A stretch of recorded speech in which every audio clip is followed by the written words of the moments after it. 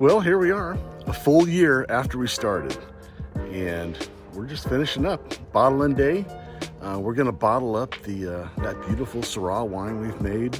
I'm going to go ahead and balance it out real quick, and we want to get it. The TA's a little around 10, 9 or 10 on my scale, so I'm going to show you how I get that down a little bit, and then I have to make some adjustments on it to get it to where I want it. But after that, I bottled it up. They look cool. It tastes fantastic. And I'm gonna kind of show you that process. So kind of the last of the series. So it's been a fun trip, fun ride. Hope you enjoy. So we got all the wines done. It's in the carboy that's sitting on the floor next to me. I poured grabbed a little sample out of it with my wine thief, because I have a thief.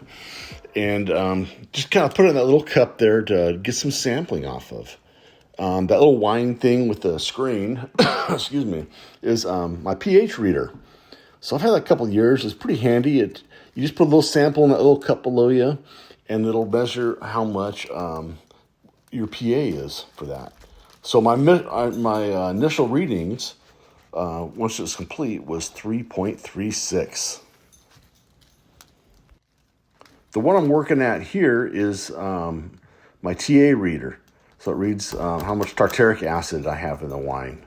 So that's kind of important, just because you don't want your wine to be too acidic or whatnot, and can mess with the flavor around a little bit. So I took an initial reading, and you'll see it came out to around 9, which is a little higher than I wanted. I wanted like 5 to 6. Which it could kind of chill out a little bit over time. But this is kind of that process that I did for it. It comes with that little packet. It's pretty handy. I think I grabbed it off of Amazon, but it comes with a little thing that you pull out the wine, and then it's a pre-measured dose. You add it to one of those little vials, give it a little shimmy shake, and then you just kind of match what that vial color ended up being after, I think it was like 30 seconds or a couple minutes. There's a little chart. It gives you a real rough estimate. It's not an exact by any means, but for what I'm doing, I mean, you can see where it should be and where it could be. And, as long as it's in the general area for backyard guy, that's kind of what I'm looking for. And then there's my pH reading as well.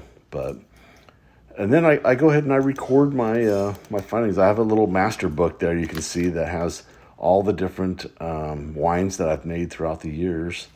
And it's kind of fun to keep track of it, because you can look back on it here and there just to see, hey, what did I do last year? Or, I made this Chardonnay a couple of years ago and it really turned out well. What did I kind of do? And what yeast did I use to make that for it to come out like that? And how long was it on, or did it take to complete the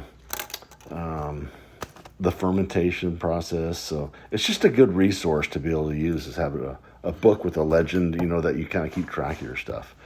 So, all right. So, anyways, I think I'm working on the sulfur dioxide next. So it just kind of gives me my SO2.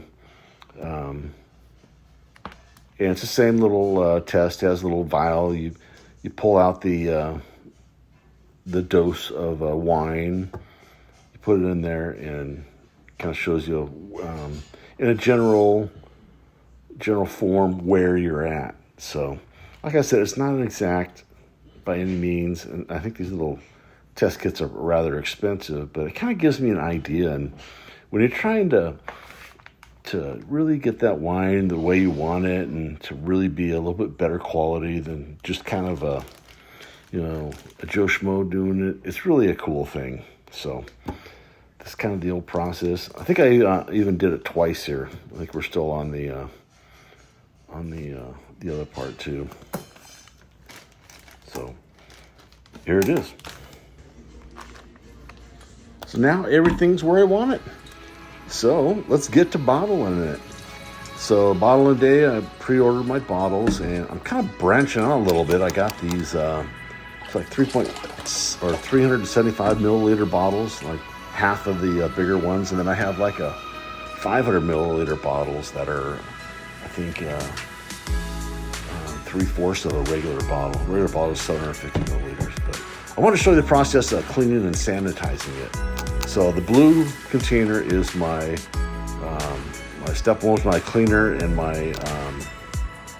the second or the cleaner, and I mean it's like 3 processes in one. But I do the smaller ones, my sanitizer. So I go ahead and clean out the inside with the cleaner.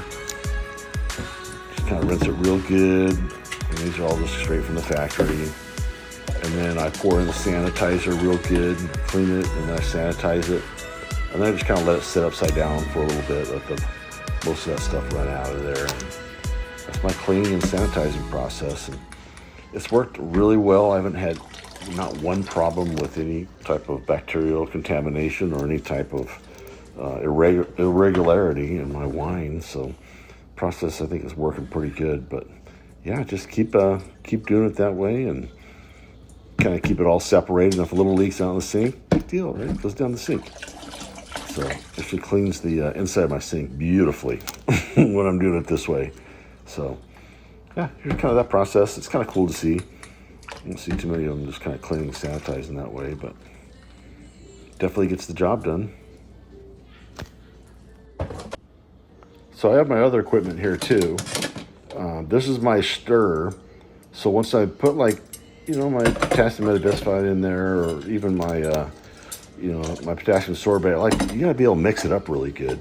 So each year I kind of pick out something new. I picked this up this year. It works great. You just put that thing in, put a drill in that thing, and it stirs up wonderfully. But once again, put it through the cleaner, and then I put it through the sanitizer. And then this is just that little wand that goes into the wine bottles that attaches to your hose, that when you push down on that little spring device at the end, it lets that wine flow into your bottle. It's a real nifty way of filling up your wine bottles. So once again, I just clean it and sanitize it, get it all looking good.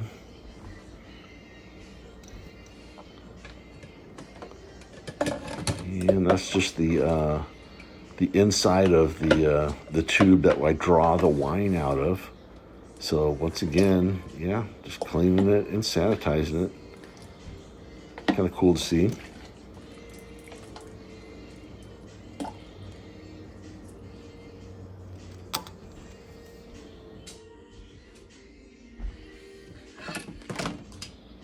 This is that actual container that the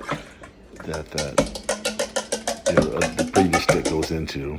So getting it all cleaned up, and just use the same thing over and over. But it's that commercial grade. Step one, I think, is the cleaner, and then Star San is the sanitizer that I use.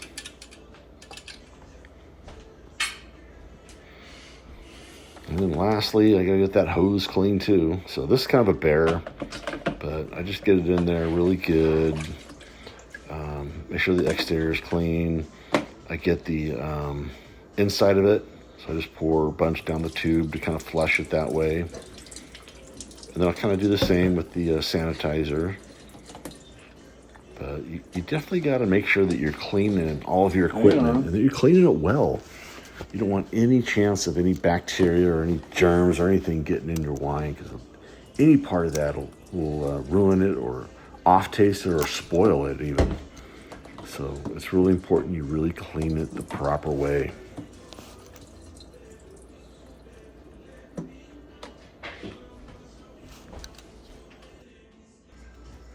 So now that I have it all cleaned up and ready to go, I'm going to get my cadmium tablets ready, my potassium metabisphenol, and this will help preserve that wine for the long rest period. I always rest my wine for a solid year before I throw it in the bottle. Well, at least for my reds and stuff that of course your Riesling you don't, but for anything that you're going to keep for a while, you want to make sure you protect it. So this one I put in 5 cadmium tablets, 1 for each, and then you kind of break it up so it'll be able to absorb into the liquid good. And then I just kind of measured out for the potassium sorbate. And the potassium sorbate is just to make sure that if there's any yeast left in there, it won't rekindle or respark anything while it's sitting for that long time. I don't add sugar or anything, so there's not really a risk of it kind of, fermenting, but it just kills everything in that fermentation process too. So I just follow directions on the bag. I think it was like a 3/4 of a teaspoon for every gallon. And then I just add a little water in there, a little purified Costco water, stir it up real good. And then I'll go ahead and I'll dump that into the tank before I transfer the wine. That way it just kind of helps with stirring it all up and make sure it's all nice and even.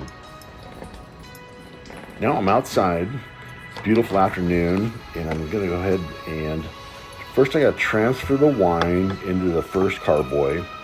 And it's that one's a 5-gallon that was made in. I'll transfer it into a 6-gallon, and then I'll bring that up and then I'll transfer that into my bottles. So this is just a good way of adding the two things that I added, the potassium sorbate and the cannabis tablets in, and being able to mix it up before I bottle it up. So remember those things that we kind of cleaned up a little bit? I draw out the wine in it, and I put that little stick in there to help create that suction, which transfers that wine into the hose, which will go into that other carboy. So it's just kind of cool to see. This is just me outside doing it.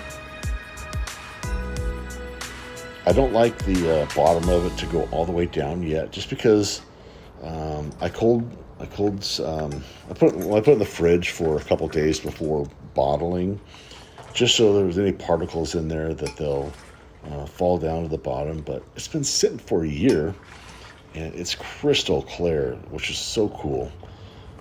But it's really a beautiful, full-bodied, dark wine. But there's me transferring it there. We got a new puppy down there. You guys have seen Duke, but we got Coco now. So that's our new female boxer. So here's just the process for it. We, it's just kind of transferring. It goes pretty quick. And then it'll, once I get it in there, get my stir stick out with my drill. And because it's already fairly mixed in there, you don't really have to do a ton of mixing. But I'll just kind of throw it in there and kind of like banging your tongs before you barbecue. Just got to stir it up a little bit. What I'm doing here.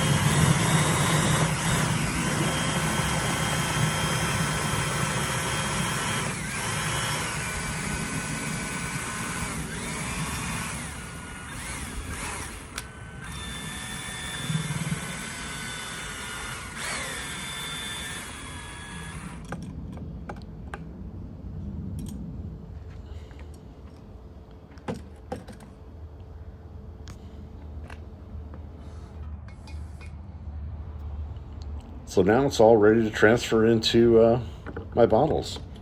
So I just switch over everything. It's already clean and sanitized, going into the same wine. I got a couple bottles here. I'll show you how I do it. I have a little corker over on the side. But yeah, just hook up my hose to it. Nothing's touching the ground. It's all staying clean and safe.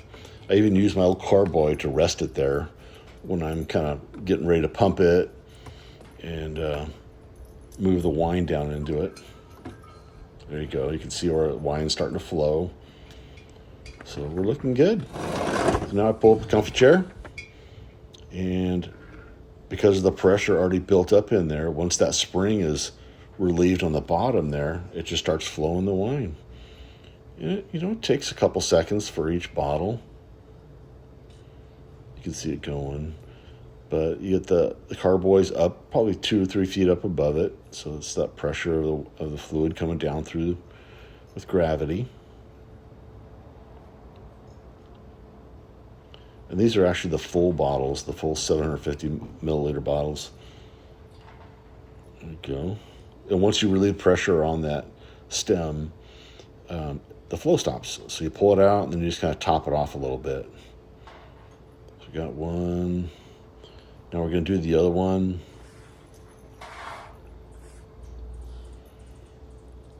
And of course, I got a couple cases on the side that I'm going to fill up after this too. I think I ended up making like 3.5 of the smaller bottled cases. I'm kind of digging those little cases too, or those little bottles. If you don't drink a full bottle, you know, you let it sit in your fridge. It's not as, if you don't get to it the next day, it's not as fresh. So it's kind of cool. The little bottles only give you like 2 glasses. So if it's like just a quick one-time dinner use and a little taste afterwards, it's perfect. But, okay, so I got all my corks handy. They come clean, sanitized. They're on the top of the corker there. And for the bottles, you just kind of push down on it. It puts pressure on the bottom side of it. And you just kind of push it down. It collapses around the cork and shoves it right in the neck of the bottle. It's a pretty sweet deal. So it's a good way of corking it rather than using the hand method. The hand method's kind of crazy.